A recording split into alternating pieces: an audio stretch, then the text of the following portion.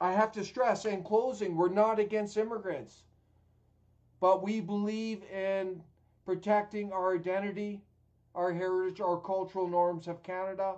We believe that we have a responsibility to protect and enhance our traditional populations, our Euro-Canadians, our First Nations, our Inuit, our Métis. And in terms of immigration too, the mass immigration, there's important things that I'm going to add here in closing, that it's costing $40 billion a year, taxation negative. The new immigrants coming in consume more services than taxes paid, to the tune of $40 billion a year. The administration of immigration is $24 billion and growing. It's a huge industry. Through artificial intelligence, there's a projection that we could lose 40% of our jobs. Yet they're peddling this immigration on us, this mass immigration. It does not make sense. It doesn't make sense. Environmentalists like David Suzuki even said that Canada is already overpopulated. Yet these strain-controlled parties in Ottawa, they want to push it up to 53 million, potentially 100 million. Yet we're already overpopulated. Around 95,000 hectares of farmland are bulldozed every year.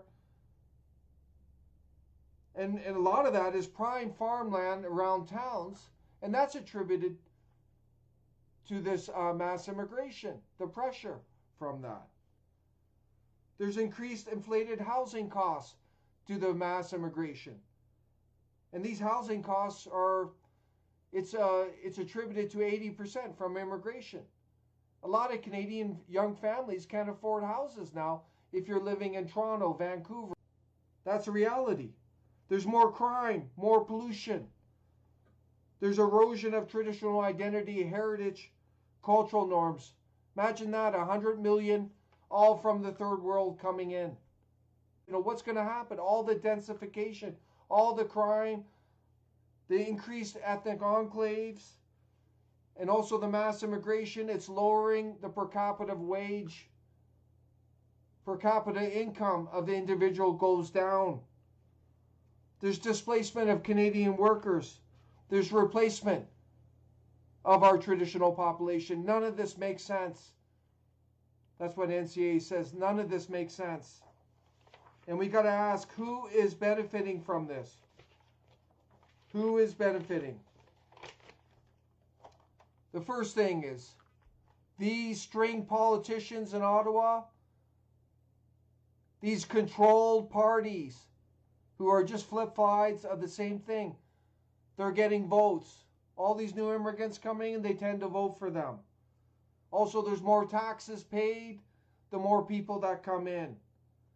And these select commercial interests like the Power Corporation, developers, banks, low-income employers, investors, insurance industry, etc. benefit because there's more consumers. That's why they want them.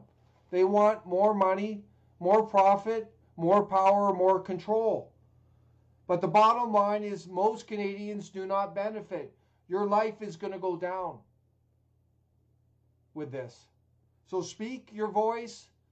If you like the message tonight, share it with as many Canadians as possible. We have to wake up, Canadians. There's a radical major transformation underway. You can see it. We have a pseudo-democracy. It's all controlled, contrived. It doesn't make sense. We have to fight back. We are losing the country we love right now. Thank you.